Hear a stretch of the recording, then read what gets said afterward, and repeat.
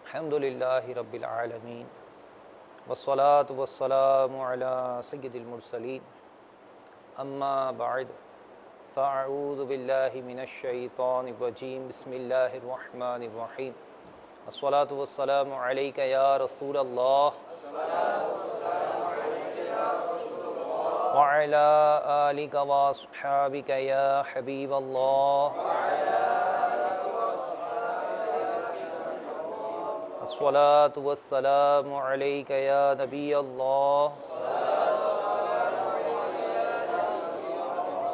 وعلی آلک واصحابک یا نور اللہ۔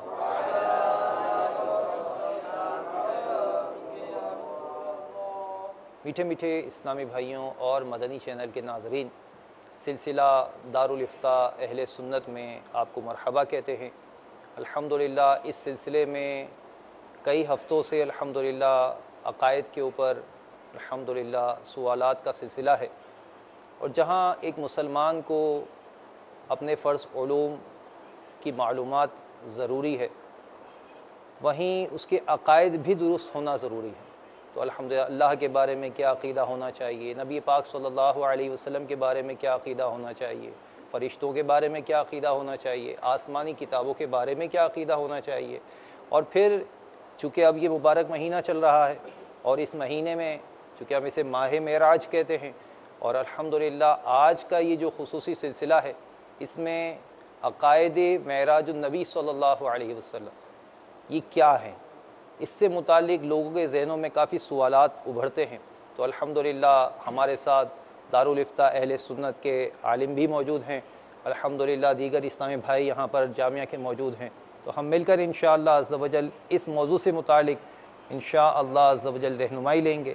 حضور آج کا سلسلہ آپ نے خصوصی طور پر ہمیں عطا فرمایا، اور یہ سلسلہ معراج النبی صلی اللہ علیہ وسلم چکے ہے، اس میں عقائد معراج النبی صلی اللہ علیہ وسلم سے متعلق ہے۔ تو ایک انسان کے ذہن میں سوال ابھرتا ہے کہ قرآن و حدیث سے بھی اس کی کوئی مطلب ہمیں وضاحت ملتی ہے، اس کا کیا عقیدہ ہے کہ قرآن و حدیث میں معراج کے بارے میں کیا ارشادات ہیں، اگر کچھ اس کی وضاحت ہو جائے تو۔ بسم اللہ الرحمن الرحیم۔ معراج النبی صلی اللہ علیہ وآلہ وسلم حضور نبی کریم صلی اللہ تعالی علیہ وآلہ وسلم کی خصوصیات میں سے ایک خصوصیت معراج شریف بھی ہے، ماشاءاللہ۔ جہاں آپ کی دیگر ایسی خصوصیات ہیں، آپ کا رحمت للعالمین ہونا، خاتم النبیین ہونا، وہاں معراج آپ کا معراج کرنا اور یہ پورا معراج کا سلسلہ ہونا یہ بھی آپ کی خصوصیات میں سے ہے۔ ماشاءاللہ۔ یہ معراج قرآن مجید فرقان حمید میں اس کا ذکر دو مقام پر فرمایا گیا۔ قرآن پاک کے 15ویں پارے کی پہلی آیت مبارکہ، سبحان الذی اسری بعبدہ لیلا من المسجد الحرام الی المسجد الاقصی الذی بارکنا حولہ لنریہ من آیاتنا۔ ترجمہ: پاکی ہے اسے جو اپنے بندے کو راتوں رات لے گیا مسجد حرام سے مسجد اقصی تک، جس کے گردا گرد یعنی ارد گرد ہم نے برکت رکھی ہے، اور ہم اسے اپنی عظیم نشانیاں دکھائیں۔ ماشاءاللہ۔ اس آیت مبارکہ میں واضح طور پر آدمی کہیں بھی سفر کر کے جاتا ہے تو چند باتیں ملحوظ ہوتی ہیں، ذہن میں سوال اٹھتے ہیں کہ کون سفر کر رہے ہیں، کہاں سے سفر کر رہے ہیں، کس کے لیے کر رہے ہیں، مقصد کیا ہے اس سفر کا، کس وقت یہ سفر ہونا ہے۔ تو ایک سفر سے متعلقہ جو باتیں ہیں جو عموماً ہمارے ذہنوں میں آتی ہیں، معراج شریف یہ وہ ایک سفر ہے کہ قرآن مجید فرقان حمید میں اس آیت مبارکہ کے اندر ان سارے سوالوں کا جواب ارشاد فرمایا۔ ماشاءاللہ ماشاءاللہ۔ سفر کون کروا رہا ہے، کون بلوا رہے ہیں؟ اللہ رب العزت۔ کن کو لے کے جا رہے ہیں؟ اپنے خاص بندے محمد مصطفیٰ صلی اللہ علیہ وسلم۔ کس وقت یہ سفر ہے؟ لیلا من المسجد الحرام، رات کے ایک حصے میں ہے، کہاں سے؟ مسجد حرام سے مسجد اقصی تک۔ کس کے لیے ہے؟ مقصد کیا ہے؟ اپنی عظیم نشانیاں دکھانا۔ تو قرآن مجید فرقان حمید میں ایک اس پارے کی، یہ 15ویں پارے کی پہلی آیت مبارکہ، 27ویں پارے میں بھی آیات میں پورا سورۃ ذکر ہے، انشاءاللہ وہ بھی آگے جا کے بیان کریں گے۔ اس کے علاوہ احادیث مبارکہ، متعدد احادیث اس بارے میں، سیاہ ستہ کی، بخاری، مسلم، ترمذی، ابو داؤد، ابن ماجہ، نسائی شریف، اور ان میں واضح طور پر معراج شریف سے متعلق احادیث مبارکہ موجود ہیں۔ کن صحابہ کرام نے روایت کی، کن سے مروی ہیں معراج کی روایات، اس کے بارے میں فرمایا حضرت ابو بکر صدیق رضی اللہ تعالیٰ عنہ، حضرت عمر، حضرت عثمان، حضرت علی، حضرت عبداللہ بن مسعود، حضرت عبداللہ بن عباس، عبداللہ بن عمر، ابی بن کعب، ابو ہریرہ، انس بن مالک، جابر بن عبداللہ، حذیفہ بن یمان، عبداللہ بن زبیر رضی اللہ تعالی عنہم اجمعین، ان تمام صحابہ کرام علیہ رضوان سے معراج کی حدیثیں مروی ہیں۔ اس کے علاوہ عورتوں میں بھی حضرت اسماء، ام ہانی، حضرت عائشہ، حضرت ام کلثوم رضی اللہ تعالی عنہن، ان سے بھی معراج سے متعلق روایات مروی ہیں۔ تو قرآن پاک اس کے علاوہ سیاہ ستہ کی متعدد احادیث مبارکہ وہ بھی معراج کے اوپر ناطق ہیں، شاہد ہیں، اور واضح طور پہ معراج کا اس میں بیان گئے۔ اور اتنے صحابہ کرام اور صحابیات، جن میں سے چند کے ذکر میں نے یہ کیے، ان کے نام بھی ذکر کیے، انہوں نے باقاعدہ معراج کی ان احادیث اور ان روایات کو بیان کیا ہے۔ تو معراج یعنی آیت کے ساتھ ساتھ کثیر احادیث سے یہ ثابت ہے۔ ماشاءاللہ، آپ کی وضاحت سے یہ چیز تو کلیئر ہوئی کہ الحمدللہ قرآن و حدیث سے جو ہے یہ معراج مصطفیٰ صلی اللہ علیہ وسلم ثابت ہے۔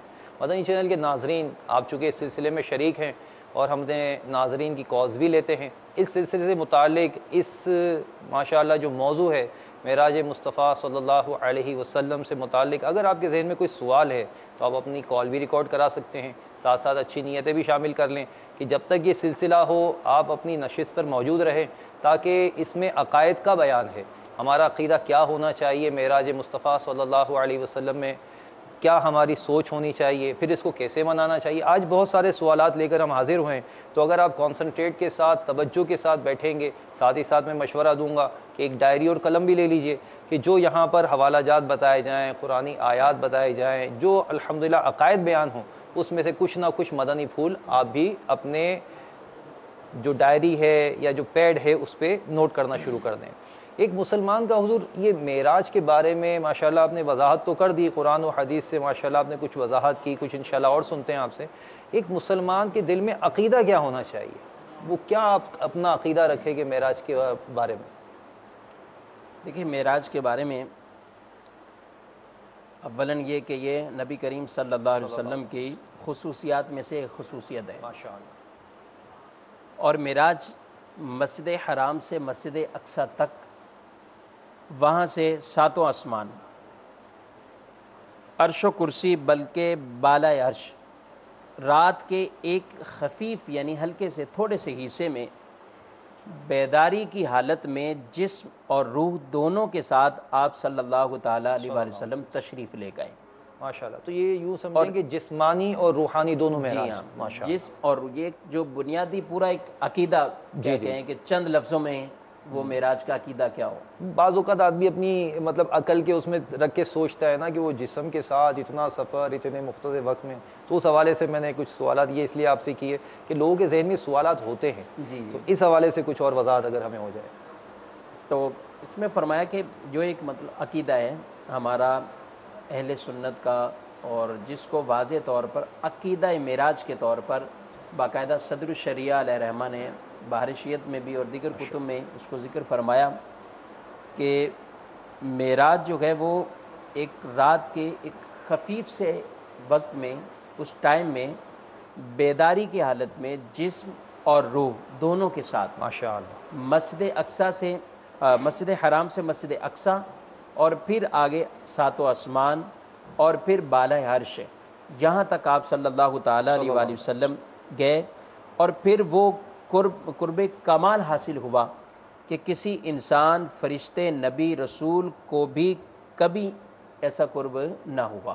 واقعی میں وہ اور کمال کہ میرے آقا صلی اللہ علیہ وسلم نے سر کی آنکھوں سے جی رب عز و جل کا دیدار کیا، سبحان اللہ۔ اور بیداری کے عالم میں اللہ تعالیٰ کا دیدار اپنی سر کی آنکھوں سے کیا، ماشاء اللہ، ماشاء اللہ، کلام الہی بلا واسطہ سنا۔ ماشاء یعنی اللہ، یہ ساری باتوں کا ایک بنیادی ہم سب مسلمانوں کو یہ عقیدہ رکھنا یہ ضروری ہے۔ ماشاء اللہ۔ بلا واسطہ کی تھوڑی سی تعریف اگر عام لوگوں کے لیے تھوڑا مشکل لفظ لگ رہا ہے۔ بلا واسطہ ایک ہوتا ہے واسطہ، جیسے اللہ کا کلام ہے اور حضرت جبریل امین لے کر آئے ہیں، ایک ہے کہ اب بیچ میں اب کسی فرشتے کا کوئی واسطہ نہیں ہے، ماشاء اللہ، اور اس کلام الہی کو بغیر کسی واسطے کے سننا۔ ماشاء اللہ۔ تو یہ بلا واسطہ کا سوال میں نے خاص طور پہ اس لیے بھی کیا کہ بعض اوقات یہ ہوتے نا کہ حضرت جبرائیل علیہ السلام لے کر گئے اور پھر اللہ سے ملاقات کروائی، اس طرح کے بھی بعض عقائد ہوتے ہیں، تو اس حوالے سے میں نے یہ سوال کیا تھا کہ بلا واسطہ میں مطلب اب کوئی واسطے کی حاجت نہیں، میرے آقا صلی اللہ علیہ وسلم اور اللہ عز و جل، ماشاء اللہ، سبحان اللہ، کیا بات ہے، کیا سما ہوگا، کیا منظر ہوگا اس وقت میرے آقا جب معراج پر تشریف لے گئے ہوں گے۔ حضور یہ بھی ارشاد فرما دیں کہ بعض اوقات اس طرح کے سوالات آتے ہیں کہ معراج النبی صلی اللہ علیہ وسلم کیا 27 رجب المرجب ہی کو ہوئی، 27ویں شب کو ہی ہوئی؟ دیکھیں اس بارے میں جو ہے وہ مختلف اقوال ہیں کہ معراج شریف کے بارے میں، سال کے بارے میں بھی فرمایا گیا، 3 اقوال بیان کیے جاتے ہیں کہ ہجرت سے 1 سال قبل اور 2 سال، اور ایک قول 3 سال قبل۔ اس طرح مہینے کے بارے میں بھی مختلف مہینوں کا بھی تاریخ کی کتابوں میں ذکر ہوا، بعض نے ربیع الاول لکھا، رمضان بھی، ربیع الثانی بھی اس کے لیے لکھا، اور رجب شریف بھی۔ ماشاء اسی طرح تاریخ کے حوالے سے بھی مختلف بیان ہوئیں، لیکن جو اصح قول ہے وہ یہ ہے کہ 27 رجب المرجب پیر کے دن یہ حضور صلی اللہ تعالیٰ علیہ وآلہ وسلم کو معراج شریف ہوئی ہے۔ ماشاء اللہ، ماشاء اللہ۔ یعنی مختلف اقوال ہیں لیکن ان میں اصح قول یہی ہے۔ اب یہ آپ نے ایک لفظ تو کہا، ماشاءاللہ یہاں کے طلباء بھی سمجھ لیں گے، عوام کیسے سمجھے گی اصح قول؟ اس کی تھوڑی سی اگر وضاحت ہو جائے۔ صحیح ترین، صحیح اور ترین، سب سے مستند ترین، زیادہ مستند معتبر۔ ماشاء اللہ، ماشاء اللہ۔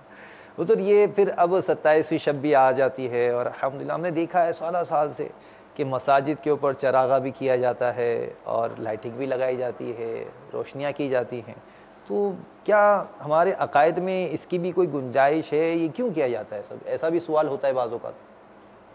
لیکن نبی کریم صلی اللہ تعالیٰ علیہ وآلہ وسلم کا جس طرح جشن میلاد منایا جاتا ہے اور اس میں مسلمان ایک خوشی کا اظہار کرتے ہیں اور احسن طریقے سے شرعی تقاضوں کو پیش نظر رکھتے ہوئے اس میں خوشی کا اظہار بھی کرتے ہیں، چراغا بھی کرتے ہیں، اس طرح جشن معراج میں بھی معراج النبی صلی اللہ تعالیٰ علیہ وآلہ وسلم کی شب محفل کا انعقاد کرتے ہیں، اہتمام کرتے ہیں۔ اگر اس میں بھی خوشی میں، جشن کی خوشی میں وہ اپنے گھروں کو سجا لیتے ہیں، چراغاں کر لیتے ہیں، تو شرعاً اس میں کوئی مذائقہ نہیں ہے، بلکہ اس سے اچھی نیت کے ساتھ انشاءاللہ وہ ثواب کے حقدار ہوں گے۔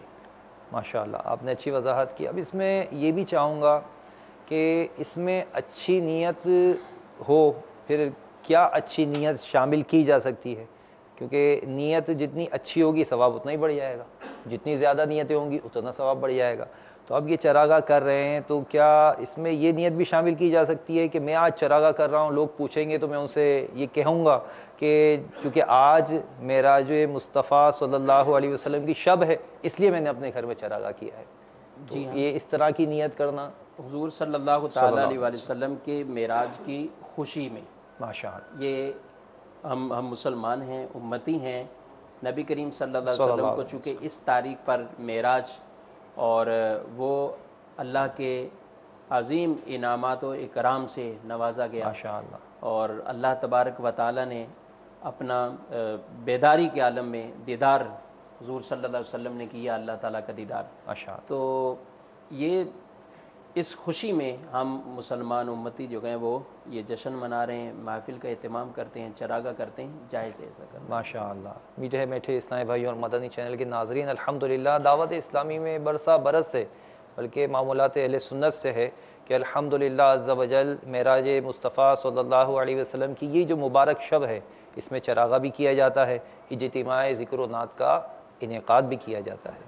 حضور یہ بھی جیسے آپ نے ابھی قرآن کی آیت بھی پڑھی اور مطلب یہ ہمیں بتایا بھی کہ مسجد حرام سے مسجد اقصیٰ کا ذکر تو آیا، پھر آپ نے ساتھ یہ بھی فرمایا کہ اور آگے کی سحر بھی کی، تو یہ مطلب کہاں سے ثابت ہے کہ اور آگے کی سحر بھی کی؟ مسجد حرام سے مسجد اقصیٰ تو آپ نے ابھی جیسے ارشاد فرمایا، اس سے آگے کی سحر سے متعلق اگر کچھ عقیدہ بیان ہو جائے۔ دیکھیے چند باتیں اس میں جو کہ ایک حضور صلی اللہ علیہ وسلم کا ایک تھا کہ مسجد حرام سے مسجد اقصیٰ تک جانا، پھر اس سے آگے اب یہ جو معراج کے 3 حصے تھے گویا، ایک تھا اسرا یعنی مسجد حرام سے مسجد اقصیٰ تک۔ یہاں ایک بہت مین بنیادی بات کہ جس کا سیکھنا بہت ہی اہم اور ضروری ہے، اور وہ یہ کہ کون سا حصہ ہے کہ جس کی وجہ سے آدمی معراج کے اس حصے کا انکار کی وجہ سے کفر کے اندر مبتلا ہو جائے۔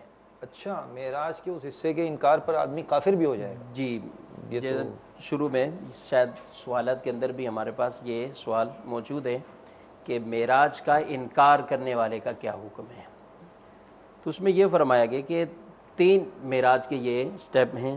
ایک ہے مسجد حرام سے مسجد اقصیٰ تک جانا، یہ نص قطعی یعنی قرآن کی واضح اس آیت مبارکہ سے ثابت ہے، ماشاءاللہ۔ سبحان الذی اسری بعبدہ لیلا من المسجد الحرام الی المسجد الاقصیٰ۔ اس کا منکر یعنی انکار کرنے والا وہ شخص کافر ہے۔ پھر دوسری بات، آسمانوں کی آگے سیر اور منازل قرب میں پہنچنا، یہ احادیث صحیحہ معتمدہ مشہورہ یعنی ان احادیث سے ثابت ہیں، اور وہ حدیثیں حد تواتر تک پہنچی ہوئی، صحیح۔ ان سے یہ عقیدہ ثابت ہے، اور اس کا انکار کرنے والا شخص گمراہ کہلاتا ہے۔ صحیح۔ پھر آگے یعنی اس کے بعد کے جو معاملات ہیں، یعنی جس کو عروج یا اعراج کہا جاتا ہے، کہ یعنی سرکار نامدار صلی اللہ تعالیٰ علیہ وآلہ وسلم کا سر کی آنکھوں سے دیدار الہی کرنے، فوق العرش جانے، اس طرح کے جو آگے سارے یہ معاملات ہیں، تو اس کا انکار کرنے والا اس کو فرمایا کہ وہ خاطی ہے، خطا کار ہے، اس کو فاسق کہا گیا ہے۔ تو یہ 3 باتیں اس طرح ہوئی۔ ٹھیک۔ تو اب پہلی بات یعنی وہ واضح ترین قرآن مجید فرقان حمید میں اس کا بیان ہے، اور اس پر سب کو ایمان رکھنا اور اس کو تسلیم کرنا، یعنی وہ نص قرآنی واضح ایک آیت مبارکہ سے عقیدہ ہے، اس کا انکار کرنے والا شخص جو ہے وہ کافر ہے، دائرہ اسلام سے خارج ہو جائے گا۔ دوسری آگے پھر حدیث مشہورہ تک کا جہاں ثبوت ہے، اور وہ یہ ہے کہ آسمانوں کی سیر اور منازل قرب میں پہنچنا۔ پھر آگے تیسرا اعراج اور عروج کے جو معاملات ہیں، اور ان کے بارے میں فرمایا کہ اس کا انکار کرنے والا شخص وہ فاسق کہلاتا ہے۔ صحیح، ماشاءاللہ، بڑے پیارے انداز میں آپ نے اس کی وضاحت فرمائی کہ مطلب قرآن و حدیث سے ثابت ہے کہ مسجد حرام سے مسجد اقصیٰ اور آسمانوں کی سیر کرتے ہوئے قرب خاص تک پہنچنا، ماشاءاللہ۔ حضور اب یہ مطلب سوال ایک یہاں یہ بھی پیش آتا ہے، بعض لوگ پوچھتے ہیں، اس طرح کے سوالات ہوتے ہیں، ذہن میں سوال بھی آتے ہیں بعض اوقات لوگوں کے کہ خواب کی حالت میں ہوئی یا نہ کہ جاگتے میں، یعنی کہ یہ معراج النبی صلی اللہ تعالیٰ علیہ وسلم کا جو معاملہ ہے، یہ آیا پورا خواب میں ہے یا بیداری میں ہے؟ اس سے متعلق بھی اگر ہماری شرعی رہنمائی ہو جائے۔ دیکھیں اس بارے میں یہ ہے کہ معراج شریف کا جس شروع میں عرض کیا کہ یہ ہمارا عقیدہ بعض خواب اور بیداری کی بحث میں لوگوں کو الجھا کے رکھتے ہیں، بعض روحانی اور جسمانی کی بحث میں۔ مسلمانوں کا یہ عقیدہ ہے کہ معراج وہ جسم اور روح دونوں کے ساتھ ہوئی تھی، ماشاءاللہ۔ اور دوسری بات بیداری کے عالم میں ہوئی تھی، یعنی یہ کوئی ایسا خواب والا واقعہ نہیں ہے یا ایسا روحانی طور پر کوئی واقعہ سلسلہ نہیں ہوا تھا، بلکہ جسمانی طور پر یہ معراج ہے۔ قرآن مجید میں فرقان حمید میں اللہ تعالیٰ ارشاد فرمائے سبحان الذی اسریٰ بعبدہ، عبد فرمایا ہے، یعنی یہاں یہ نہیں فرمایا بروحہ، یعنی اللہ تعالیٰ ان کی روح کو لے گیا، نہیں، بلکہ عبد فرمایا ہے، اور عبد جو ہے وہ جسم اور روح دونوں کے مجموعے کو کہتے ہیں۔ ماشاءاللہ۔ تو حضور صلی اللہ تعالیٰ علیہ وآلہ وسلم کا یہ جانا معراج شریف پر، یہ جسمانی اور روحانی اور پھر اس کے ساتھ ساتھ بیداری کے عالم میں، ماشاءاللہ، یعنی ایسا نہیں کہ یہ خواب کا واقعہ ہے۔ مطلب اس بحث میں نہ پڑا جائے، اور بہت سے لوگ جو مطلب یہ بحث عقیدہ کرتے جو ہیں ہمارا ہے اسی کو سمجھا جائے، اسی پر رہا جائے، جی، کہ ایک مسلمانوں کا جو ایک عقیدہ ہے ہمارے علماء نے کتابوں میں واضح طور پہ بیان فرمایا، اور بلکہ اس کے بارے میں جو ہے وہ جو شخص اس چیز کا انکار کرتا ہو کہ جسمانی معراج یہ نہیں ہوئی، اس کے انکار کرنے کے بارے میں تفسیرات احمدیہ میں یہ فرمایا کہ جو شخص اس چیز کا قائل ہو کہ یہ معراج صرف روحانی ہوئی تھی، روح کے طور پہ تھی، یا جو شخص اس چیز کا قائل ہو کہ یہ نیند میں تھی، یعنی خواب میں تھی اور جاگتے ہوئے نہیں ہوا ایسا کچھ بھی، تو فرمایا کہ ایسا شخص مبتدع یعنی بدعتی ہے، ضال گمراہ ہے، مضل گمراہ کرنے والا ہے، فاسق ہے، یعنی جو شخص ان چیزوں کا انکار کرتا ہے خود بھی گمراہ ہے، دوسروں کو بھی گمراہ کرنے دوسروں کو بھی گمراہ کرنے والا ہے، جو ایسی چیز۔ اور خود سوچئے کہ جب اگر معاملہ ہی خواب کا ہو، معاملہ ہی ایک روحانی طور پر ہو، تو جب روحانی طور پر معاملہ ہو تو پھر اس میں لوگوں کا اتنا اس پر کفار مکہ نے جب سنا انہوں نے شور مچایا، حضرت صدیق اکبر رضی اللہ تعالیٰ عنہ نے اس چیز کی تصدیق کی، اور آپ کو وہ انعام ملا، آپ کو لقب ملا آپ سے صدیق، یعنی اتنے مقام، یہ فضیلت ملی آپ کو۔ حضرت ام ہانی آپ کو روک رہی ہیں کہ آپ یہ بات لوگوں کو نہ بتائیں کہ لوگ کہیں آپ کو تکلیف نہ پہنچائیں، یعنی یہ ان کا روکنا، حضرت صدیق اکبر کا تصدیق کرنا اور کافروں کا اس پر شور مچانا، یعنی لوگوں کو طرح طرح کی باتیں کہنا، یہ ساری چیزیں اس بات پر دلالت کرتی ہیں کہ تب ہے کہ جب کوئی جسمانی معراج کا اس طرح دعویٰ کرے کہ میں اپنے جسم کے ساتھ وہاں سے وہاں تھا، اور پھر آگے جو ہے وہ پورے آسمانوں اور پھر بالائے عرش جو ہے وہ پہنچے۔ اگر کوئی روحانی طور پر کہے، یعنی میں بالفرض یہ کہے کہ خواب میں، ہمیں بھی تو لوگ خواب سناتے ہی رہتے ہیں، کوئی خواب میں اچھا ہے مدینے کی سوچوں میں رہتا ہے تو مدینے کا خواب آتا ہے، کوئی دنیاوی سوچوں میں رہتا ہے تو وہ اپنی دنیاوی خواب دیکھتا ہے، کوئی لندن پہنچا ہوا، کینیڈا پہنچا ہوا ہے خواب میں۔ اب صبح اٹھ کر کوئی کسی کو کہے کہ میں رات کو سویا اور خواب میں فلاں ملک پہنچ گیا، اب بتائیں اس کے خلاف کون احتجاج کرے گا؟ اس کے خلاف کون ایسے نعرے بازی بلند کرنا شروع کر دے کہ کیسی بات کر رہا ہے؟ جب وہ کہہ ہی رہا ہے خواب میں تو ٹھیک ہے، خواب میں کیا ہوگا اس نے۔ تو جب خواب کا ہی اگر معاملہ ہوتا تو اس کے اوپر اتنا اعتراضات آنا، ان کا رد عمل آنا، تو یہ بات بالکل واضح طور پر جو ہمارے علماء نے کتابوں میں ایک بنیادی عقیدے کے طور پہ اس چیز کو بیان فرما دیا کہ یہ خواب کا معاملہ نہیں تھا، یہ صرف روحانی نہیں تھا، یہ جسمانی، جسم اور روح دونوں کے ساتھ تھا، بیداری کے عالم میں یہ معاملہ ماشاءاللہ۔ اب یہ بھی ماشاءاللہ جب علماء کی تفسیر پڑھی جاتی ہے یا بیانات میں ہم سنتے ہیں کہ انبیاء کرام علیہم الصلاۃ والسلام سب کے سب جو ہیں وہ مسجد اقصیٰ پہنچے، تو اب ان تمام انبیاء کرام علیہم الصلاۃ والسلام کا مسجد اقصیٰ پہنچنا، تو ان انبیاء کے بارے میں بھی یہ وضاحت کرے کہ ہمارا کیا عقیدہ ہونا چاہیے۔ اب بعض اوقات تو طرح طرح کے وسوسے دلوں میں آتے ہیں لوگوں کے، تو ان وسوسوں کی بھی کاٹ ہو جائے گی کہ اس بارے میں عقیدہ کیا ہونا چاہیے ان انبیاء علیہم الصلاۃ والسلام کی حیات سے متعلق، چونکہ یہ سارے وہاں جب پہنچے۔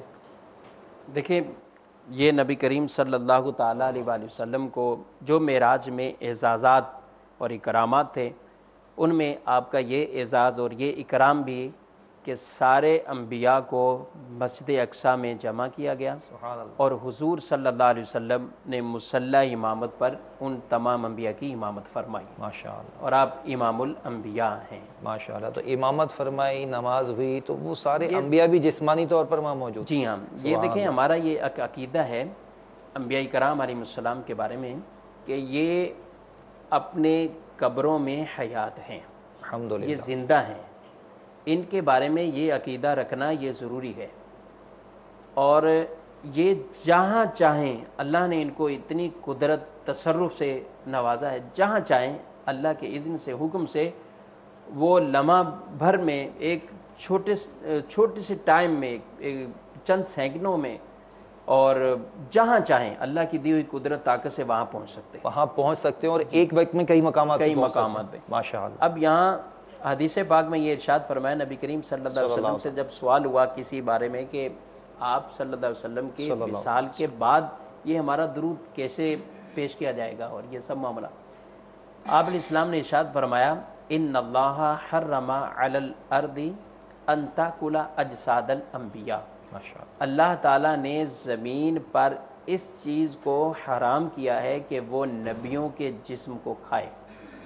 اور پھر ایک اور حدیث میں نبی کریم صلی اللہ علیہ وسلم نے ارشاد فرمایا الانبیاء احیاء فی قبورہم یصلون، انبیاء زندہ ہیں اپنی قبروں میں اور نماز بھی پڑھتے ہیں۔ سبحان اللہ، ماشاء اللہ، خود نبی کریم صلی اللہ علیہ وسلم نے ارشاد فرمایا مررت بقبر موسیٰ، میں موسیٰ علیہ السلام کی قبر کے پاس سے گزرا جی، اور میں نے انہیں دیکھا رأیتہ یصلی قائما فی قبرہ او کما قال علیہ السلام، کہ میں نے انہیں دیکھا کہ وہ اپنی قبر میں کھڑے ہو کر نماز پڑھ رہے تھے، نماز ادا کر رہے تھے، اور پھر میرے آقا صلی اللہ علیہ وسلم آگے تشریف لے گئے۔ جی ہاں، تو یہ انبیاء کرام کے بارے میں یہ واضح طور پر یہ احادیث طیبہ جن سے ہمیں یہ پورا واضح طور پر ایک عقیدہ مل جاتا ہے کہ انبیاء حیات ہیں اور وہ اپنی قبروں میں زندہ ہیں، جہاں چاہیں اللہ کی دی ہوئی طاقت اور عطا سے وہ اس مقام پر جو ہے وہ پہنچتے ہیں۔ ماشاء اللہ، مدنی چینل کے ناظرین، بڑے پیارے انداز میں ہمارے دارالفتہ کے عالم صاحب نے بڑے پیارے ہی انداز میں الحمدللہ وضاحت کی کہ انبیاء علیہ الصلوۃ والسلام حیات ہیں اور انہیں حیات النبی صلی اللہ علیہ وسلم ماننا یہ ہمارا عقیدہ ہے۔ اور چونکہ آپ ہمارے ساتھ ٹیلی فون لائن پر کالز پر موجود ہوں گے تو مدنی چینل کے ناظرین کو بھی اگر ہم سلسلے میں شامل کر لیں، کچھ ان کی کالز بھی اگر چلا دی جائیں تو الحمدللہ ہم دارالفتہ کے عالم صاحب سے یہ بھی پوچھ لیں کہ بھائی یہ جو سوال کر رہے ہیں اس کا جواب بھی عطا فرما دیں۔ جی السلام علیکم ورحمۃ اللہ وبرکاتہ۔ وعلیکم السلام ورحمۃ اللہ وبرکاتہ۔ جناب میرا یہ سوال ہے کہ واقعہ معراج بیان کیا جاتا ہے، اس میں کہا جاتا ہے کہ پیارے آقا صلی اللہ علیہ وسلم جب جانے لگے تو آپ جوتے اتارنے لگے تو فرمایا گیا کہ محبوب جوتے بھی ساتھ ہی لیتے آئیے، کیا یہ بات سچ ہے؟ السلام علیکم ورحمۃ اللہ وبرکاتہ۔ وعلیکم السلام ورحمۃ اللہ وبرکاتہ۔ انشاءاللہ آپ کو بھی جواب دیتے ہیں حضور۔ اگلی کال بھی لے لیجئے۔ السلام علیکم ورحمۃ اللہ۔ وعلیکم السلام ورحمۃ اللہ وبرکاتہ۔ محمد خالد اطاری باغ اطار کالا باغ سے بول رہا ہوں۔ میرا سوال یہ ہے کہ سرکار صلی اللہ علیہ وسلم آسمانوں میں تشریف لے گئے تو انہوں نے اللہ تعالیٰ عز و جل سے ملاقات کی، تو یہ جو عقیدہ ہے کہ اللہ تعالیٰ کو اوپر والا نہیں کہنا چاہیے، تو اس میں تو بظاہر یہی نظر آ رہا ہے کہ سرکار علیہ الصلوۃ والسلام آسمانوں میں یعنی اوپر اللہ تعالیٰ کے پاس تشریف لے گئے، تو اب یہاں میں کیا عقیدہ رکھنا چاہیے کہ اللہ تعالیٰ کو اوپر والا کہنا جائز ہے یا ناجائز ہے؟ السلام علیکم ورحمۃ اللہ۔ وعلیکم السلام ورحمۃ اللہ وبرکاتہ۔ حضور دو سوالات ہیں، پہلے سوال میں مطلب جو فرمایا، جو کہا گیا انہوں نے پوچھا ہم سے، اس بارے میں ارشاد فرمائیں۔ جی ہاں، اللہ تبارک و تعالیٰ کے دیدار کے بارے میں یہ ہمارا عقیدہ ہے کہ نبی کریم صلی اللہ تعالیٰ علیہ وآلہ وسلم معراج کے اس رات میں بیداری کے عالم میں آپ نے اللہ تعالیٰ کا دیدار کیا، جاگتے ہوئے دیدار کیا، اور یہ آپ کا ہی خاصہ ہے۔ بیداری میں نبی کریم صلی اللہ تعالیٰ علیہ وآلہ وسلم کا یہ خاصہ ہے، اور خواب میں یہ ممکن ہے، اور بلکہ امام اعظم رضی اللہ تعالیٰ عنہ کے بارے میں آیا ہے کہ انہوں نے خواب میں اللہ تعالیٰ کا 100 مرتبہ دیدار کیا ہے۔ دنیا میں جاگتے ہوئے کوئی یہ بیداری کے عالم میں دعویٰ کرے تو اس آدمی پر جو ہے وہ حکم کفر ہے، کہ جو اس چیز کا دعویٰ کرے کہ بیداری میں اللہ تعالیٰ کا اس نے جاگتے ہوئے اللہ کا دیدار کریں یعنی گے۔ کوئی اور بندہ اس چیز کا دعویٰ کر ہی نہیں سکتا جی کہ ہاں۔ اس نے بیداری میں اللہ تبارک و تعالیٰ کا یہ دیدار کیا۔ خاص نبی کریم صلی اللہ تعالیٰ علیہ ماشاء وآلہ وسلم کی خاصیت ہے، اور آخرت میں انشاءاللہ ہر مسلمان کے لیے۔ انشاءاللہ انشاءاللہ۔ اب یہاں ایک بات، یہ موضوع بہت نازک موضوع ہے۔ معراج شریف کے حوالے سے یہ سفر چونکہ بیان کیا جاتا ہے مسجد حرام سے مسجد اقصی، پھر آگے آسمانوں پہ، پھر عرش، پھر بالائے عرش، اس سے یہ تصور بنا لینا، یعنی ایک وہ بنیادی عقیدہ ہے کہ اللہ تبارک و تعالی جسم سے، اللہ تعالیٰ مکان سے، اللہ تعالیٰ جہت سے، ان سب چیزوں سے پاک ہے، منزہ ہے۔ یعنی اللہ تبارک و تعالیٰ کے لیے مکان ثابت کرنا، اس لیے جو سائل پوچھ رہے ہیں اوپر والا کہنا، تو وہ اس لیے اس سے ممانعت کی جاتی ہے کہ اس سے ایک تصور بنتا ہے کہ اللہ تعالیٰ اوپر رہتا ہے، تو اس وجہ سے اس چیز سے منع کیا جاتا ہے کہ ایسا جملہ ہی نہ بولا جائے جس سے یہ ایک تصور بنتا ہے۔ معراج سے یہ سمجھنا کہ معراج میں حضور صلی اللہ تعالیٰ علیہ وآلہ وسلم آسمانوں پر ہوئے اور پھر آسمانوں میں اس لیے گئے تھے کہ اللہ تبارک و تعالیٰ معاذ اللہ آسمانوں میں رہتا ہے یا اوپر رہتا ہے، یہ اس طرح عقیدہ رکھنا یہ بالکل ہرگز جو ہے وہ درست نہیں ہے۔ حضور کے بارے میں صلی اللہ علیہ وسلم ہم کیا بیان کرتے ہیں؟ آپ گئے آسمانوں پر گئے، عرش بالائے عرش، پھر مکان سے لا مکان، جہاں چاہ جہاں سفر وہ ہوا، اور اللہ تبارک و تعالیٰ سفر کی جو ہے نا یعنی وہ اس میں سمت پھر ڈائریکشن نہیں ہے جہت، اس کے بعد، پھر سمت، پھر وہ چیز بیان نہیں کی جاتی جی جی جی، اور پھر یہ کہ جہاں وہ مکان سے لا مکان گئے، اور وہاں پر اللہ تبارک و تعالیٰ کا انہوں نے نبی کریم صلی اللہ علیہ وسلم نے بیداری میں اللہ تعالیٰ کا دیدار کیا ہے۔ ماشاء تو اس سے یہ ہرگز اس طرح کا جو ہے وہ تصور نہیں بنانا چاہیے۔ ماشاء اللہ۔ حضور پھر یہ ایک سوال ہے کہ ماشاءاللہ جیسے عقائد اہل سنت میں سے ہے، تو معراج میں اور کیا عقائد اہل سنت کا بھی کوئی ثبوت ملتا ہے معراج مصطفیٰ صلی اللہ علیہ وسلم میں؟ معراج میں بہت سے عقائد جن کا اس طرح، جیسے ابھی آپ نے ایک بات ذکر کی شروع میں، ابھی پوچھا آپ نے انبیاء کرام علیہ السلام کے بارے میں، حیات انبیاء، یہ ہمیں معراج سے ہی اس چیز کا جو ہے وہ، جی اسی طرح انبیاء کرام علیہ السلام کا اپنے قبروں سے بھی نکل کے باقاعدہ جانا، اپنے قبروں سے نکل کر جانا اور پھر ایک وقت میں مختلف مقامات میں ہونا، ماشاءاللہ۔ یہ حضور صلی اللہ علیہ وسلم کے لیے ہم کہتے ہیں حاضر ناظر، ایک عقیدہ ہے ہمارا، اور اس بارے میں یہ عقیدہ بھی عمومی طور پر لوگوں نے صحیح اس کی تفہیم نہیں ہوتی، سمجھا نہیں ہوتا، جس کی وجہ سے بعض ان پر جب اعتراض کرتے ہیں کہ بھئی حاضر ناظر، اس کا مطلب یہ ہے کہ یہاں بھی حاضر موجود ہیں، دکھائیں کہاں ہیں؟ مسجد میں ہے تو پھر آپ امامت کیوں کرتے ہیں؟ تو مسجد میں اگر ہے تو پھر مسجد میں آپ دکھائیں، یا امامت آپ کیوں کرتے ہیں؟ تو بعض اوقات پھر آدمی جو علم نہیں ہوتا تو پھر وہ پریشان ہو جاتے ہیں ان خیالات میں پڑے۔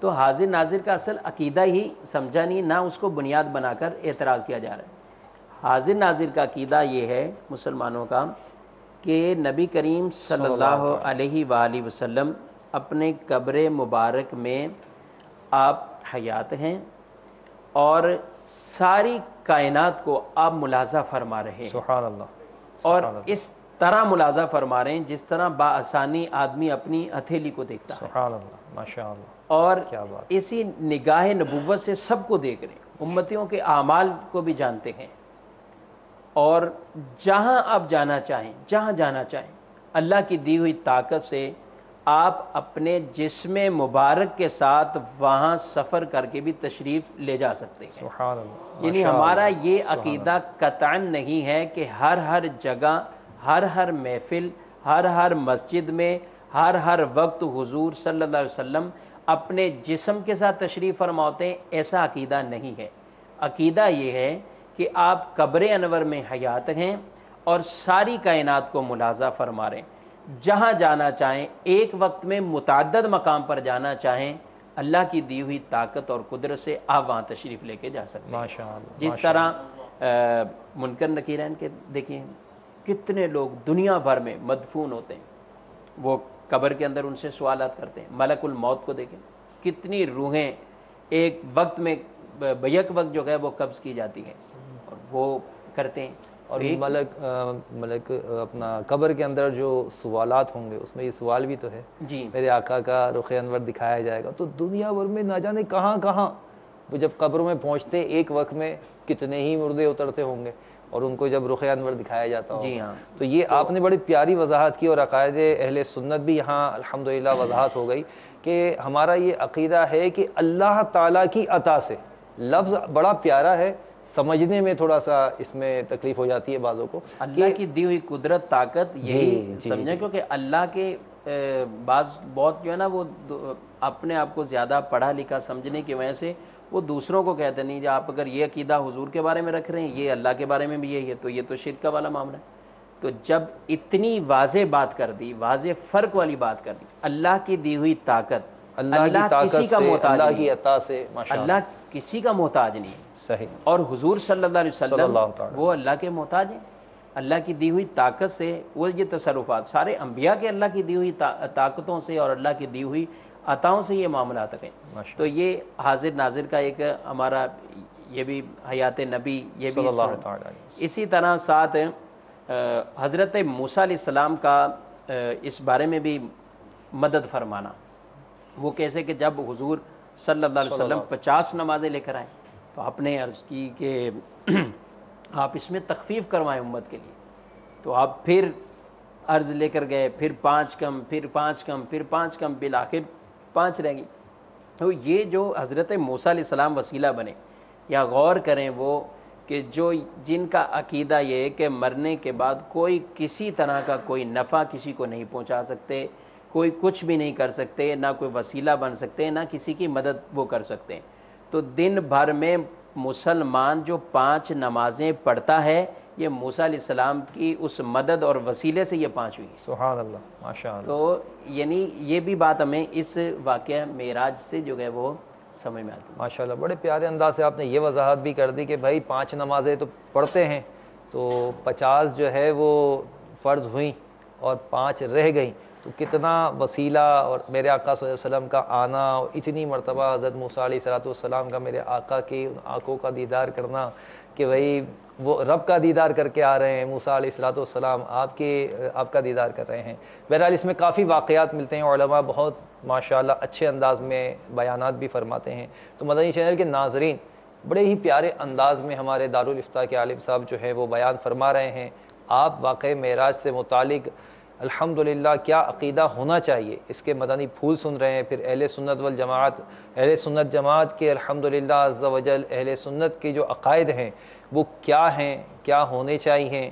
ہمارا معراج النبی صلی اللہ علیہ وسلم, معراج مصطفیٰ صلی اللہ علیہ وسلم کے بارے میں کیا عقیدہ ہونا چاہیے. الحمدللہ بڑے پیارے انداز میں ہمیں بتایا گیا. حضور وہ مبارک مہینہ چل رہا ہے اور ایک تعداد ہے وہ اس مہینے میں جو ہے نا وہ کنڈے بھی مناتی ہے. تو اب چونکہ وہ ایک سلسلہ ساتھ ساتھ ہی ہے اور کل جو ہے وہ 22 رجب ہے, کنڈے بھی ہیں. تو اب اس سے متعلق بھی بہت سارے سوالات ذہن میں آتے ہیں کہ یہ کنڈے کرتے ہیں تو یہ خاص 22 رجب کو ہی کیوں کرتے ہیں, تو اس کی اصل کیا ہے, یہ جائز ہے ناجائز ہے, طرح طرح کی گفتگو ہوتی ہے. تو اگر میں چاہوں گا کہ آج اس سلسلے کی برکت سے, چونکہ کل 22 رجب ہے اور ایک تعداد ہے الحمدللہ اہل سنت کی جو کنڈے مناتی ہے, مسلمانوں کی بہت بڑی تعداد الحمدللہ کھیر پوری بناتی ہے. اور ہمارے مدنی چینل میں بھی الحمدللہ یہاں بھی آپ کے لیے مدنی چینل کے ناظرین کل کھیر پوری کا بھی انتظام ہے. تو آ جائیے, فیضان مدینہ آ جائیے, یہاں ہونے والے اجتماع ذکر و نعت میں شریک ہو جائیے, اور یہاں پر جو کھیر پوری کی نیاز کی جائے گی سبحان اللہ زہ نصیب, اس نیاز میں بھی آپ شریک ہو جائیں. اللہ تعالی ہمیں ان مقدس ایام کو منانے کی سعادت نصیب فرمائے. حضور یہ 27 رجب المرجب ماشاءاللہ, تو اس میں خصوصی طور پر چراغاں اور بہت سارے مطلب سوالات ذہن میں بھی آتے ہیں. تو میں چاہوں گا کہ آپ پہلے کنڈوں کے بارے میں کچھ بتائیں, تو پھر کوئی وظیفہ بھی بتائیں کہ مطلب 27 رجب کو کوئی خصوصی عبادت بھی کی جاتی ہے. دیکھیے کنڈوں کے بارے میں جی, کہ کنڈے یہ ایک فاتحہ ہے جو امام جعفر صادق رضی اللہ تعالی عنہ ان کے اصال ثواب کے لیے فاتحہ کا اہتمام کیا جاتا ہے. اصل یہ چیزیں جو ایک بنیادی بات ہے وہ ہے ایصال ثواب ہونا. کسی بھی مسلمان کے کسی بھی عمل کو دوسرے کے لیے وہ ثواب ایصال کر دینا، ان کو پہنچا دینا. ہر مسلمان اپنے کسی فرض و واجب سنت نوافل سب کا ان کا ثواب دوسرے کو ہدیتاً دے دے، دوسرے کو یعنی تحفتاً پیش کر دے، تو یہ ثواب ان تک پہنچتا ہے اور ان سے وہ روحیں خوش ہوتی ہیں. حدیث مبارکہ میں اگر ہم دیکھتے ہیں، قرآن پاک کی آیات مبارکہ پڑھتے ہیں، کہیں دعا کے بارے میں ارشاد فرمایا جا رہا ہے ربنا اغفر لی ولوالدی وللمؤمنین، میری مغفرت ہو، والدین کی مغفرت ہو، تمام مومنین کی. تو اس سے ایک بات یہ سمجھ میں آتی، پتہ چلتا ہے کہ آدمی اپنے لیے دعا کرتا ہے، دوسروں کے لیے بھی کرتا ہے، تو اس کے عمل سے دوسرے کو فائدہ پہنچتا ہے. ماشاءاللہ. اگر اس کے عمل سے اس کو کوئی فائدہ ہی نہیں پہنچنا، اس کی کسی بات سے اس کو کچھ فائدہ ہی نہیں پہنچنا، تو یہ سارے لوگوں کے لیے دعا کرنا، دعا مانگنا. قرآن پاک میں ایک اور آیت مبارکہ میں فرمایا گیا ربنا اغفر لنا ولاخواننا الذین سبقونا بالایمان، اے اللہ ہماری مغفرت فرما اور ہم سے پہلے ہمارے وہ بھائی جو ایمان کے ساتھ سبقت لے گئے ان کی بھی مغفرت فرما. تو ما قبل لوگوں کی جو ایمان کے ساتھ جو دنیا سے جا چکے ہیں ان کے لیے دعا کرنا یہ خاص قرآن پاک کی آیت مبارکہ سے ثابت ہے. ماشاءاللہ. اب جہاں تک اور عملوں کا ثواب ہے، ہم حدیث کی طرف جاتے ہیں، بے شمار حدیثیں مبارک اس بارے میں کہ جس میں صدقہ جاریہ کے ثواب، آدمی دنیا سے گیا لیکن اس کو اس کا ثواب اس کا عمل کا پہنچ رہے. ایک عرض کرنے آیا یا رسول اللہ صلی اللہ علیہ وآلہ وسلم میری والدہ فوت ہو گئیں، مسلم کی حدیث ہے، اور فرمایا کہ میری والدہ عرض کی والدہ فوت ہوئی ہیں، اگر وہ کوئی کلام کرتی تو وہ کوئی صدقے کا کہتی، کوئی اس طرح کا کہتی، تو آپ ارشاد فرمائیں تو میں ان کی طرف صدقہ کروں تو انہیں ثواب پہنچے گا؟ فرمایا نعم، صدقہ کرو انہیں ثواب پہنچے گا. ایک اور آئے یا رسول اللہ صلی اللہ علیہ وسلم کون سا افضل صدقہ ہے میں اپنی ماں کی طرف سے کرنا چاہتا ہوں؟ فرمایا پانی. اس وقت مسلمانوں کو پانی کی حاجت ضرورت تھی، فرمایا پانی صدقہ کرے. تو انہوں نے کنواں کھدوایا اور اس کو اپنی ماں کے ایصال ثواب کے لیے، والدہ کے ایصال ثواب کے لیے حضرت ام سعد رضی اللہ عنہ. جی ماشاءاللہ. اس طرح اور حدیثیں نبی کریم علیہ الصلوۃ والسلام نے ارشاد فرمایا، حدیث میں آیا کہ جو آدمی سورہ اخلاص 11 مرتبہ پڑھے اس کا ثواب جو ہے مردوں کو بخش دے، ان کو پہنچا دے. تو اس پڑھنے والے کو تمام مردوں کی تعداد کے برابر اللہ ثواب عطا فرماتا ہے. سبحان اللہ. یعنی اس کا بھی فائدہ ہے، جس کو دیا جا رہا ہے ان کا بھی فائدہ ہے. تو یہ ایک ایسا، یعنی یہ سمجھ لیں کہ یہ ہے اصل چیز، یہ اصل جڑ ہے، یہ درخت ہے جس کا واضح طور پر ثبوت قرآن میں بھی ہے اور حدیث میں بھی ہے، اور وہ ہے ایصال ثواب. اب اس سے کئی شاخیں نکلی ہوئی ہیں، وہ سوئم کے نام سے ہے، 40ویں کے نام سے ہیں، وہ عرس کے نام سے ہیں، وہ نیاز کے نام سے، وہ کنڈوں کے نام سے. تو یہ ساری کی ساری شاخیں ہیں. یہ شاخیں جہاں کہاں رہی ہیں، یہ اس اصل کی طرف، اور وہ ایصال ثواب، وہ ایصال ثواب. صحیح. تو یہ جو اصل بنیاد ہے اس کے بارے میں قرآن میں بھی، یعنی ماں قبل فوت شدہ کے لیے دعا کرنا، ان کے ثبوت موجود ہیں.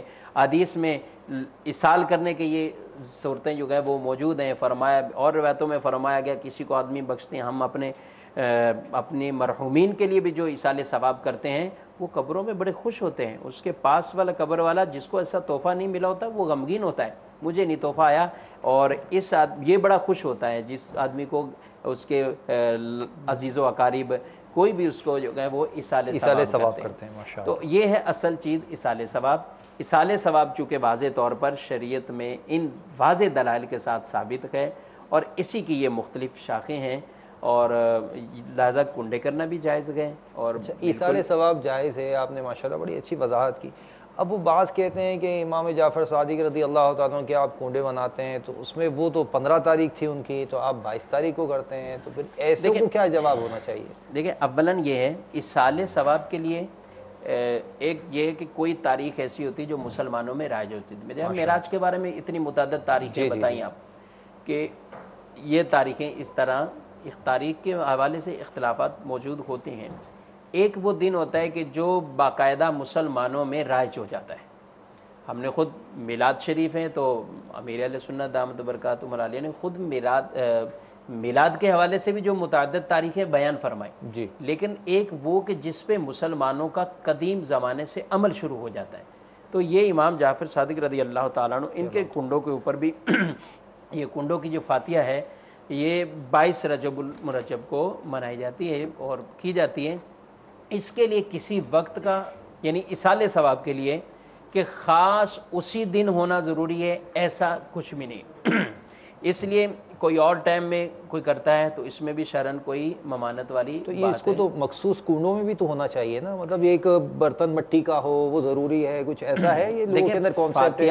پھر اپنے گھر میں رکھا ہے تو پھر اسے باہر بھی نہیں لے جا سکتے, تو باہر لے جائیں گے تو پتہ نہیں کیا ہو جائے گا. یہ بات ایسے کانسیپٹ جو ہے چند باتیں ایسی ہوتی ہیں جو جہالت کے پیش نظر لوگوں میں داخل ہو جاتی ہیں اور پھر وہ چلتی رہتی ہیں. دیکھیں یہ ہے اصال ثواب اور یہ فاتحہ ہے. اس کے لیے نہ مخصوص برتن ہے نہ مخصوص کھانا ہے, بلکہ کوئی کھانے کے بغیر بھی فاتحہ کرتا ہے تو بھی جائز ہے. سبحان اور اللہ, 2 رکعت نفل پڑھ لیے وہ اصال ثواب کر لیے. بلکہ میں نے جو ابھی روایت عرض کی 11 دفعہ سورہ اخلاص پڑھے, بالکل ماشاءاللہ, وہی اصال ثواب کر دیں, سبحان اللہ, تمام کی تعداد کے برابر ان کو ثواب بھی مل جائے گا.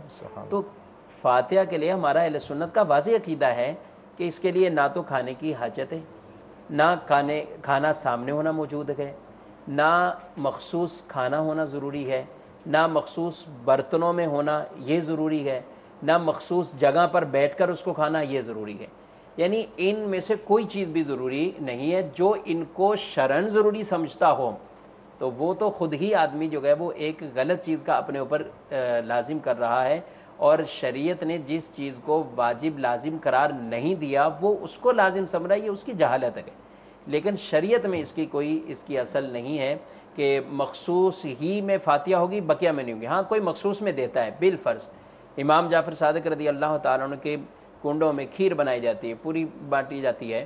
اب کوئی ہر سال ہی کھیر پوری کر رہا ہے تو اس کو منع نہیں ہے, لیکن جو یہ سمجھتا ہے کہ کھیر کے بغیر یہ فاتحہ ہی نہیں ہوگی وہ غلط ہے. وہ غلط ہے. ماشاءاللہ بڑے پیارے اب انداز کوئی میں ہر سال ہی بریانی پر میلاد مناتا ہے تو ٹھیک ہے, اب کوئی کہ بریانی کے بغیر میلاد ہی نہیں ہوگا وہ غلط نظریہ ہوگا, اس کا تصور یہ غلط ہے. تو اس لیے مخصوص برتن اس کی کوئی حاجت نہیں ہے, اور جو اس پہ شدت اختیار کرتے ہیں باہر نہ جائے ادھر نہ جائے, یہ بھی خواہ کی پابندیاں ہیں, ان سے بھی اپنے آپ کو بچانا چاہیے.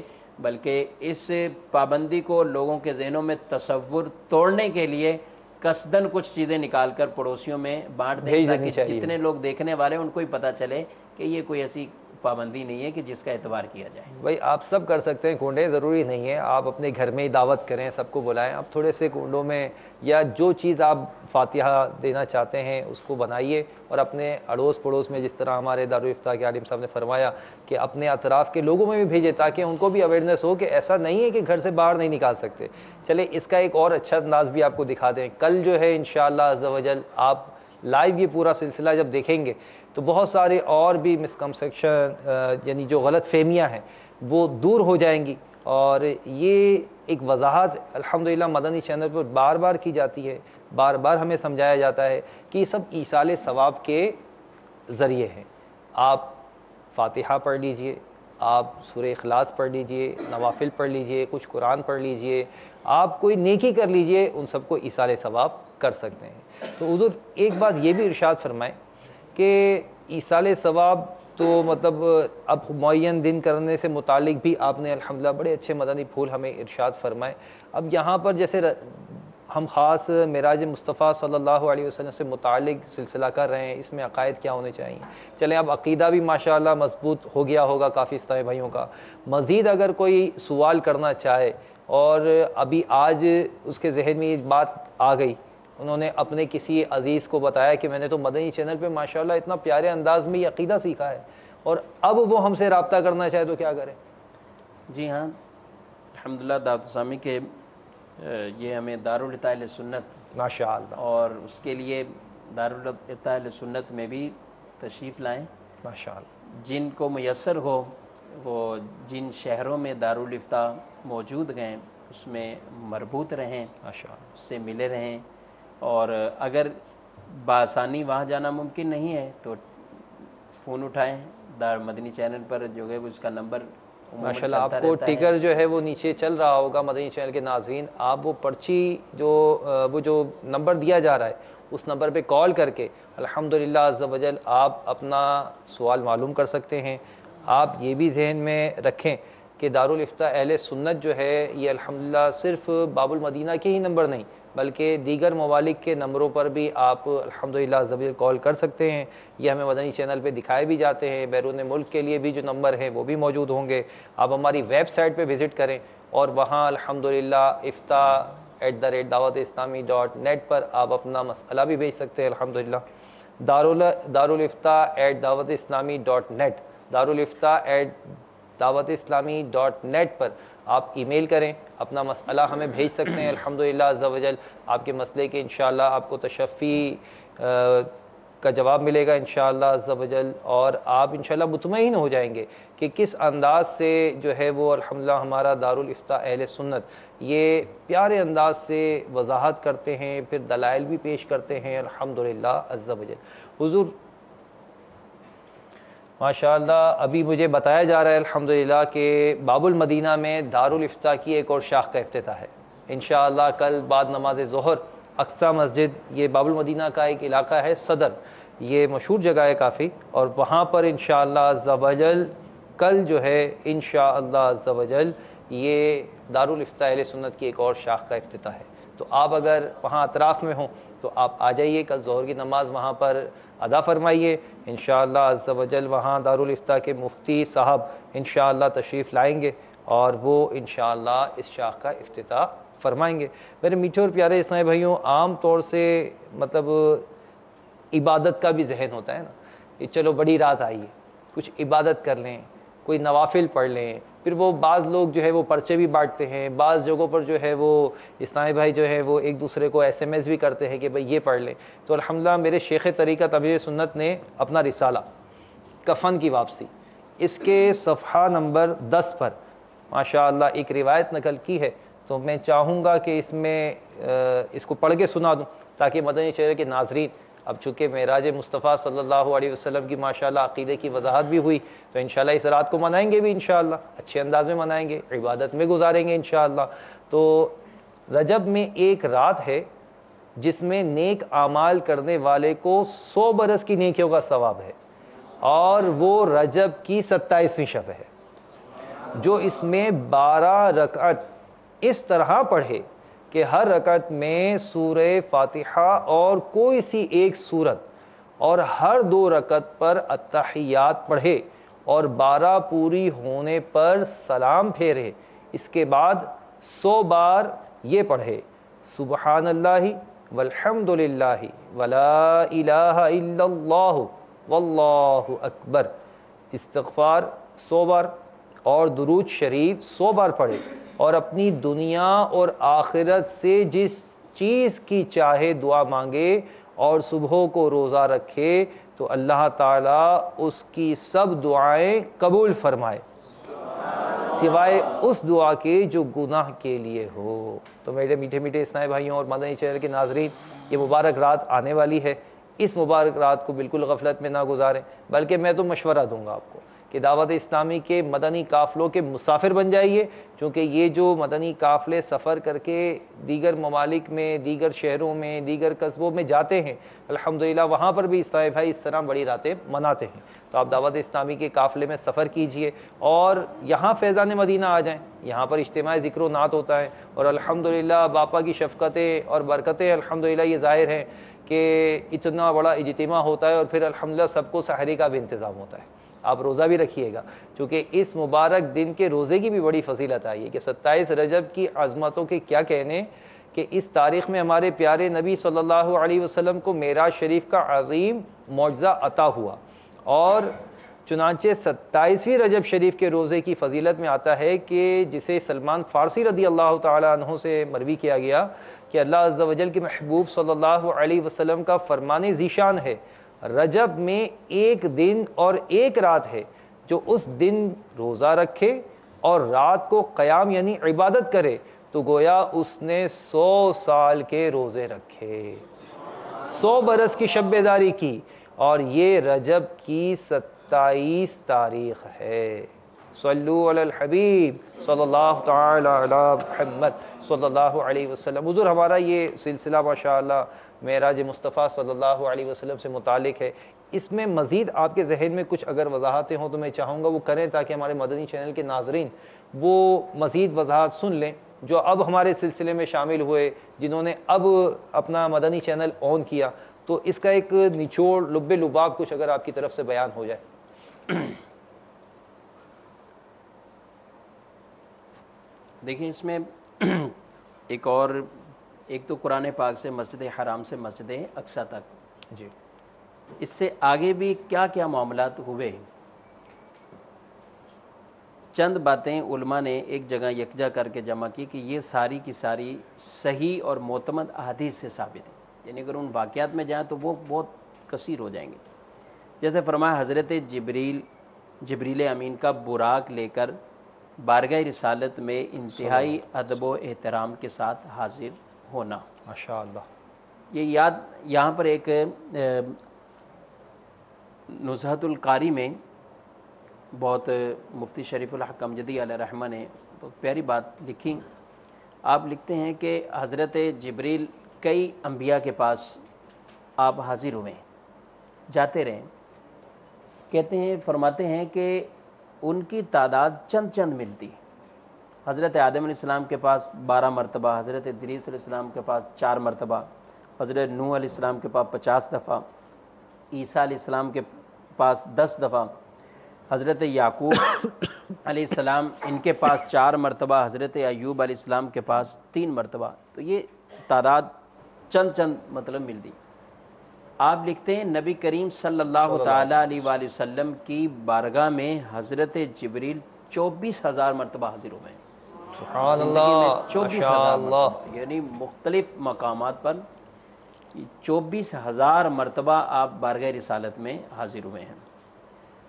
تو ان میں سے ایک حاضری یہ معراج کی بھی تھی۔ سبحان اللہ۔ تو فرمایا کہ حضرت جبریل امین کا براق لے کر آنا، انتہائی ادب و احترام کے ساتھ آپ کو سوار کر کے لے کے جانا، اور بیت المقدس میں آپ کا انبیاء کی امامت فرمانا، پھر وہاں سے آسمانوں کی سیر کی طرف متوجہ ہونا، جبریل امین کا ہر آسمان کے دروازے کو کھلوانا، اور ہر آسمان پر وہاں کے صاحب مقام انبیاء علیہ السلام کا شرف زیارت سے مشرف ہونا، ماشاء اللہ، حضور صلی اللہ علیہ وسلم کی تکریم کرنا، احترام بجا لانا، تشریف آوری کی مبارکباد دینا، حضور علیہ السلام کا آسمان سے دوسرے آسمان کی طرف سیر فرمانا، وہاں کے عجائب دیکھنا، مقربین کے نہایت منازل اور سدرۃ المنتہا تک پہنچنا، جہاں سے آگے بڑھنے کی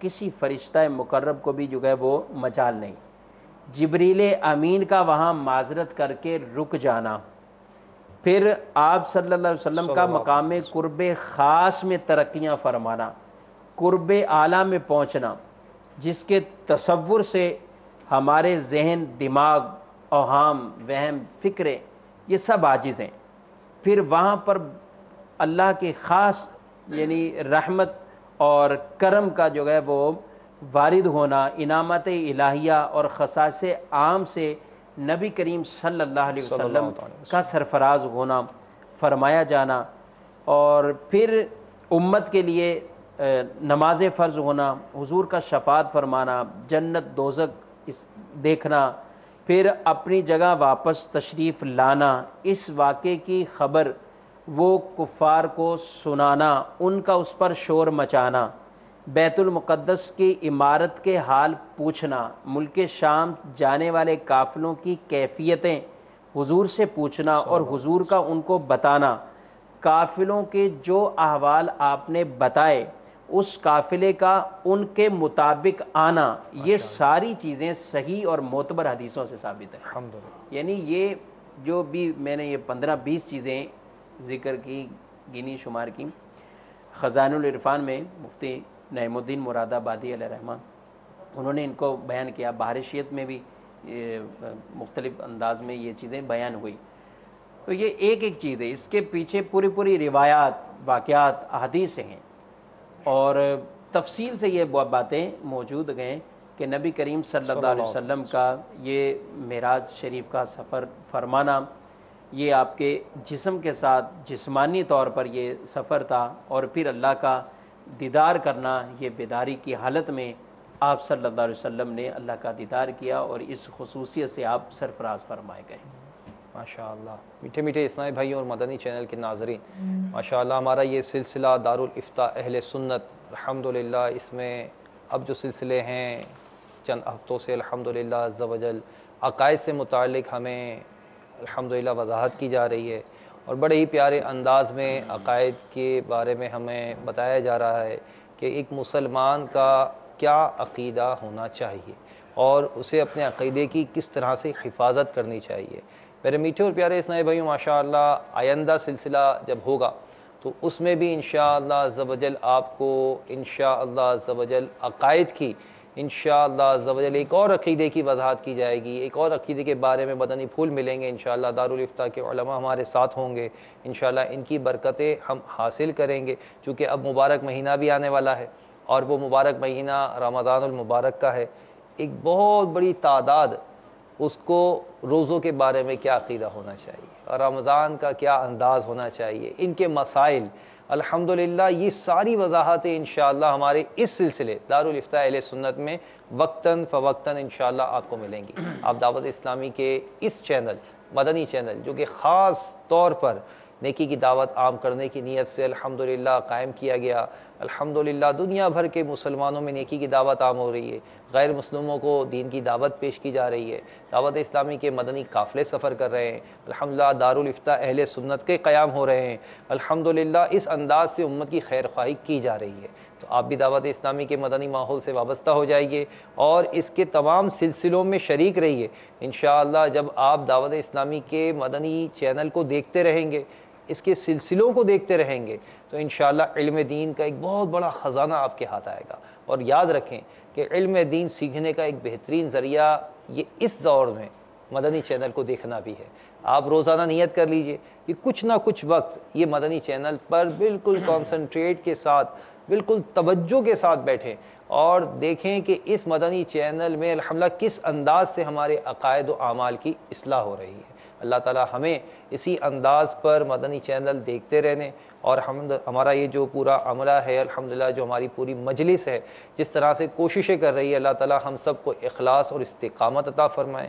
حضور مزید اگر آپ کے ذہن میں کوئی بات ہو تو ارشاد فرمائے، پھر ہم ناظرین سے اجازت لیتے ہیں۔ انشاءاللہ آئندہ سلسلہ اعلان موضوع کا اعلان انشاءاللہ یہ عقائد سے ہی متعلق انشاءاللہ موضوع ہوگا آئندہ سلسلے کا انشاءاللہ، جنت اور دوزخ سے متعلق۔ یہ جو ہمارا بیان ابھی ہوا معراج شریف کے حوالے سے، تو یہ مکتبۃ المدینہ سے جاری شدہ فرض علوم کورس ماشاءاللہ، میں یہ کا میموری کارڈ جو ہے، یہی آپ سے پوچھنا بھی چاہ رہا تھا کہ اگر مزید کوئی معلومات جی کرنا ہاں، چاہیں، کوئی کتاب بھی اگر ہو تو تو اس کی بھی وضاحت کیجیے۔ دیکھیں مختلف ہیں، لیکن یہ ایک ایسی وہ جو احسان ہے بہت بڑا، ماشاءاللہ۔ یہ میموری کارڈ کے اندر جتنے بیانات آئے، جتنے بھی تقریباً ہمارے عقائد کے حوالے سے جو ناظرین شروع سے ہمارے ساتھ ہیں، عقائد باری تعالیٰ، عقائد نبوت، صحابہ کرام، اولیاء صالحین، ان کے بارے میں کیا عقیدے رکھنے، اور پھر بطور خاص بھی ہم نے بیچ میں ایک سلسلہ کیا حضور صلی اللہ علیہ وسلم کی خصوصیات کے بارے میں، ماشاءاللہ،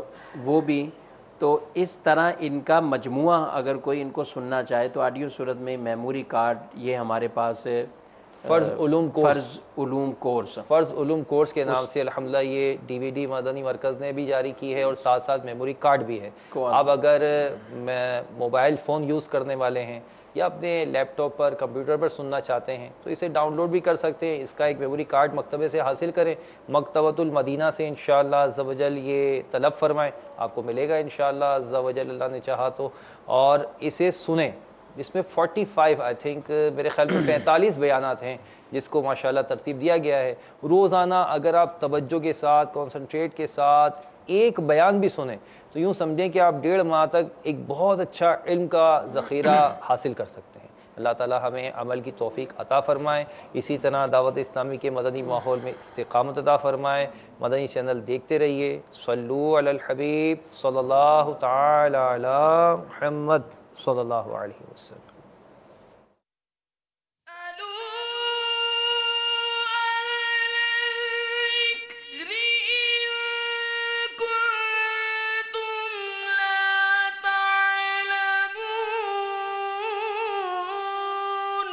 تو اے لوگو علم والوں سے پوچھو اگر تمہیں علم نہ ہو۔